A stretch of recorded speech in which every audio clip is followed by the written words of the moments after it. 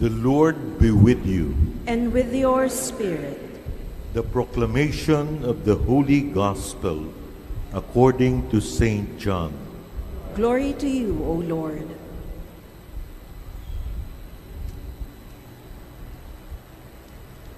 Early in the morning on the first day of the week, while it was still dark, Mary Magdalene came to the tomb. She saw that the stone had been moved away. So she ran off to Simon Peter and the other disciple, the one Jesus loved, and told them, "The Lord has been taken from the tomb. We don't know where they have put him." At that, Peter and the other disciple started out on their way toward the tomb. They were running side by side. But then the other disciple outran Peter and reached the tomb first. He did not enter, but bent down to peer in, and saw the wrappings lying on the ground. Presently, Simon Peter came along behind him and entered the tomb. He observed the wrappings on the ground and saw the piece of cloth which had covered the head not lying with the wrappings, but rolled up in a place by itself. Then the disciple who had arrived first at the tomb went in. He saw and believed. Remember, as yet they did not understand the scripture that Jesus had to rise from the dead. Sisters and brothers, the Gospel of the Lord. Praise to you, Lord Jesus Christ.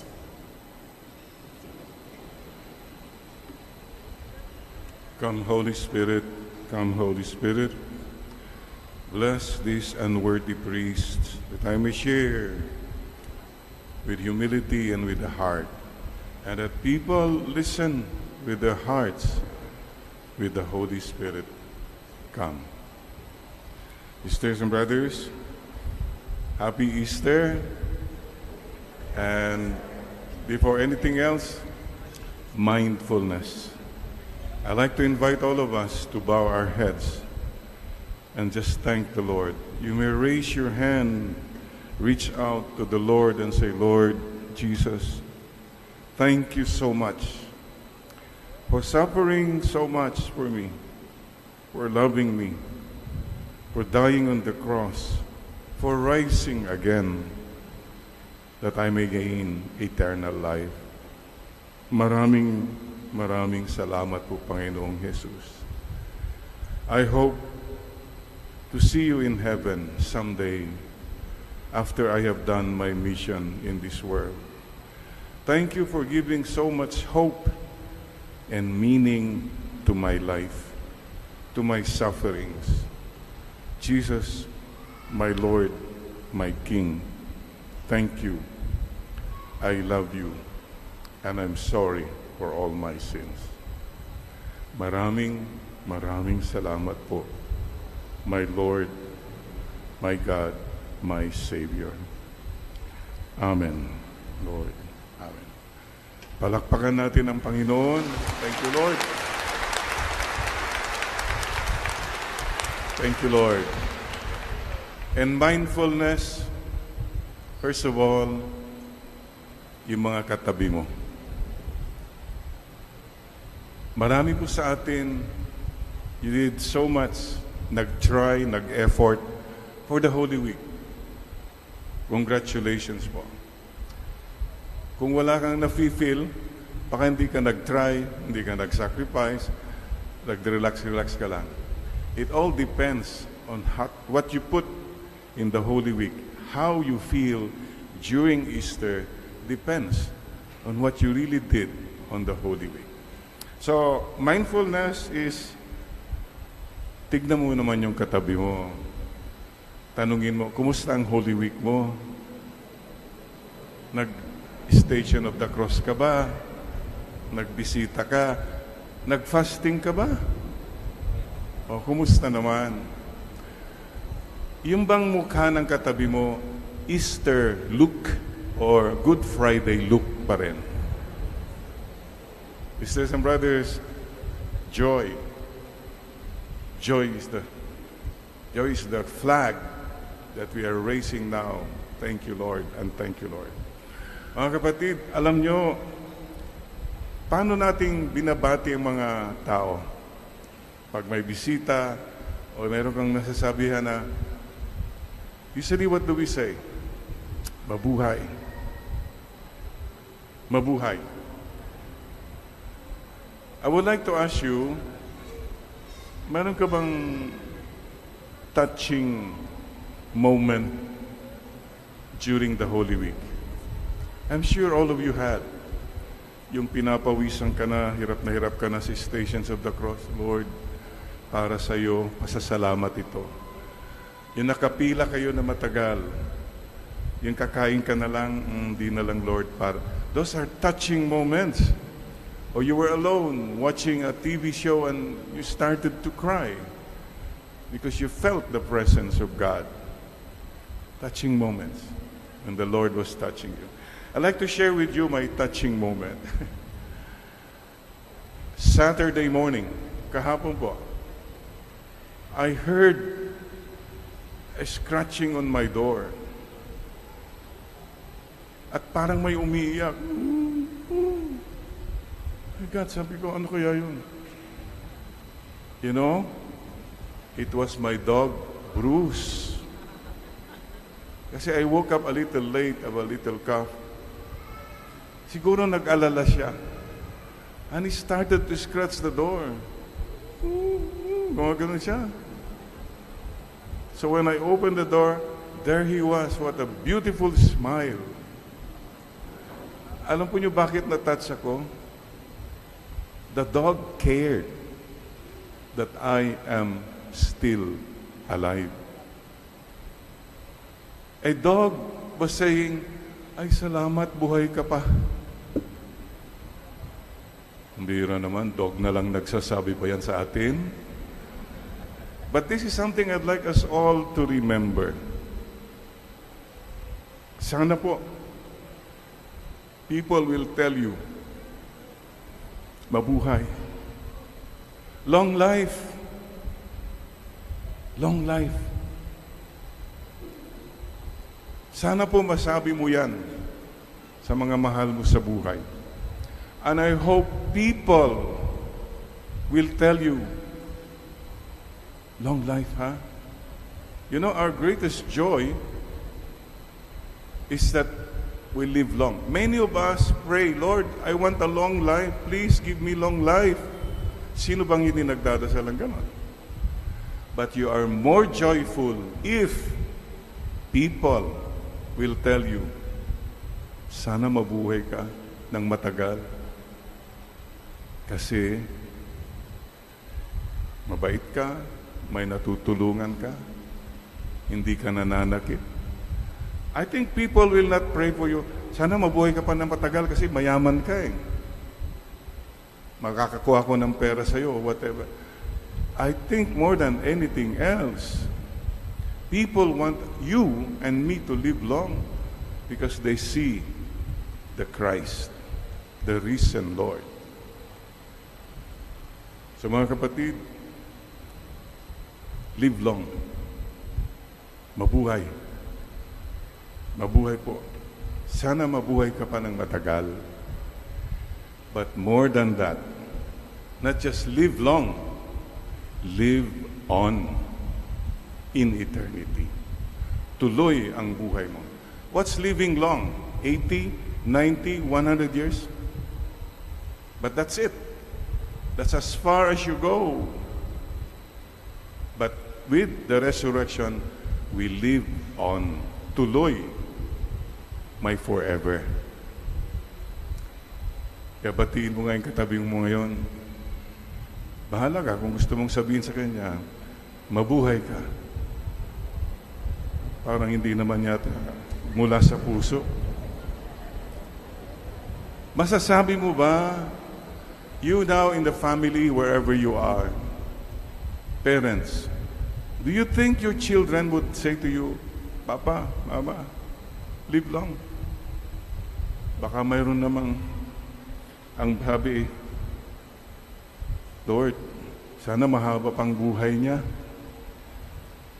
Baka naman may nagsasabi, Lord, bahala ka na. Kung gusto mo, kunin mo na siya, Lord. No, Lord. Ay, naku, yan ang... Don't take that for granted. Are there people who are praying that you live long? Congratulations. Kahit aso nga lang masaya na tayo. But please think about this. Live Easter.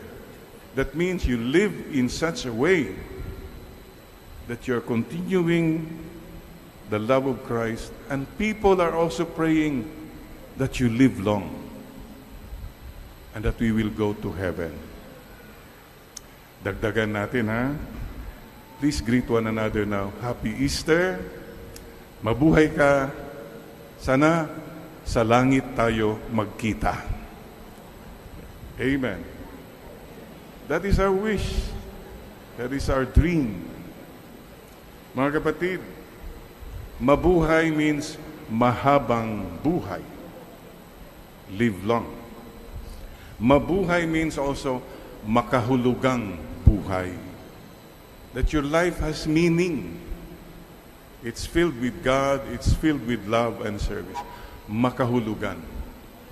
And mabuhay means matagal pang buhay. Anong kabaliktaran? Mamatay.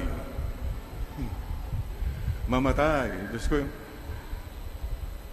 baka sinasabi niyang malapit ka nang mamatay. Naku, wag naman ganun. Or, sana maaga kang mamatay. Wag naman. You see the point here, why we have to live well. Why we have to live Easter. Because Jesus is telling us all to live well so that we can live on. May minsan may nagsasabi, Father, sana mahabang buhay ko pa. Opo naman. Bakit naman po? Para enjoy pa ako, Father. Okay, enjoy. Anong enjoy? Yung family ko, at least, enjoy. Sure. Pero yung whole life niya is just to enjoy more. I think we have to change that mindset. If we are an Easter people, life is not just about enjoying more, enjoying the longest time here, but to live meaningful lives. I'm sure you will be so touched if people will tell you, sana mahaba pang buhay mo. Kasi I see Christ in you. That's the bottom line. Mga kapatid, so live well. Number one, live in the presence of God. You live well if you are in the presence of God. You have a master. You have a relationship with God. You can live well. Pero kung walang God sa buhay mo, it's just about you. You don't live well. You are the God of your life. You don't live well. The presence of love. Sana dagdagan pa natin ang pagmamahal. Start in your family. Start in your household, mga helpers, whatever. My God, kindness. Start with the basic kindness and respect of people. And the presence of sacrifice. Ilan po sa inyo nagsakripisyo ngayong Holy Week? Ilan po nyo nag-fasting? Wala. Mukhang hindi nga yata kayo nag-fasting. Hindi nabawasan. Abstinence. Exempted na ang mga senior. Okay. But the little things you did, sacrifice. And you know what sacrifice does to you? It cleanses you. It makes you feel good and happy inside. Ang tao pong walang sakripisyo sa buhay, miserable. Complaining palagi, wala. Comfort, comfort zone siya palagi. Without sacrifice, without the cross, there is no meaningful life. Remember that. Kaya anumang cross pinagdadaanan mo, carry your cross daily and offer. How do we live long? Oh, alam nyo na yon. Eat half, walk double, laugh triple, and love without measure. Eat half. Walk double, galaw-galaw. Laugh triple, and love without measure. Forgive. Huwag na tayo magdala po ng mga bagahe. Tapos na yon. Just let go and let God. And how do you live on? If you want to live on, live with the Lord. And you'll be there in eternity. So mga kapatid, ngayon po ay araw din ng kagitingan. What is the lesson of these people to us? They did not live for themselves. They lived for something or someone greater than themselves. Magiting sila. Please remember what the Lord teaches us. Without the cross in our lives are empty, shallow, vain, and selfish. Heaven. Sige nga uli, pinahan mo nga uli yung mukha ng katabi mo. Palagay mo kaya makakaakyat sa langit yan? Anong pakiramdam mo? Oo naman. Sana naman. This is our wish that all of us will go to heaven someday. Pero you remember the tip I told you before? Married people. Wow. Raise your hands, please. Married people. Hello. Don't be afraid. It's okay to be married. Yeah. O ano yung sabi nila? Married people will be given first priority to enter the kingdom of heaven. Why? Because many of them have been through hell already. Dumaan na sa impyerno, sa mundong ibabaw na ere. Kidding aside, please, give a taste of heaven to your loved ones. Don't give hell to people, please. Life is short. Mga kapatid, decision today, I will follow you. When we make our baptismal vows, make one vow na I will stop hurting people from now on in thought, in words, and in deeds. Let it be one of our renewal for the vows of baptism. And naalala rin niyo ba yung kwento ko? Sinabi ng misis, Honey, is it true? Nabasa ko. Sa heaven daw, hindi na tayo magkakakilala. We will not meet in heaven anymore. We don't even know each other in heaven. We'll not even meet each other again in heaven. Is that true? Sabi ng husband, yeah, that's true. That is why it's called heaven. Ayun, na hospital. Mayroon yatang emergency room na. Again, these are stories for us to remember. Hey, what's the point? Why don't you live in such a way to make the people around you happy? The problem is you living in such a way that you make yourself happy. You don't care what God says, you don't care what others say. Basta I am happy. That's a sure formula for hell. Here now and in the life to come. Mga kapatid, what more can we say about love than what He has done? Tayo salita lang tayo ng salita. Jesus has done it. Let's all follow Him and all the way to heaven. Sisters and brothers, I just imagine the first meeting. I don't know, some of you have lost your husband years ago. You lost your father years ago. Mama, the first meeting, paano kaya pagbukas at nandun na sila to welcome you? That first embrace, to to be with my loved ones again. So many things have happened between now and since Papa died. I'm sure we have a lot of things to talk about.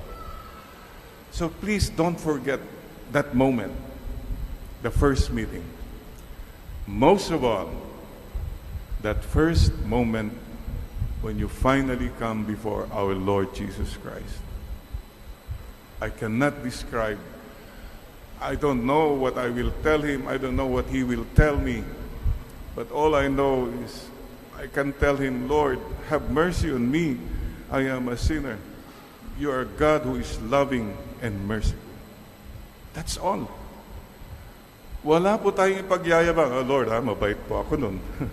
Ito, member ako ng ganito. Come on. These are nothing compared to the love of God. Please don't forget that first meeting. Maybe the Lord will embrace you too and tell you, anak, welcome to this kingdom prepared for you since the beginning of the world. I was hungry. You gave me food. Naalala mo yun? Tumutulong ka nun sa mga mahihirap. I was lonely. You were there. You took time. You know? Naalala mo yun? The Lord will tell you. There was a time na may hindi ka mapatawad. You cannot forgive that person, but you said, Lord, because of you, I forgive that person. All these things will fall into place. The goodness you have done is never wasted. Don't forget that.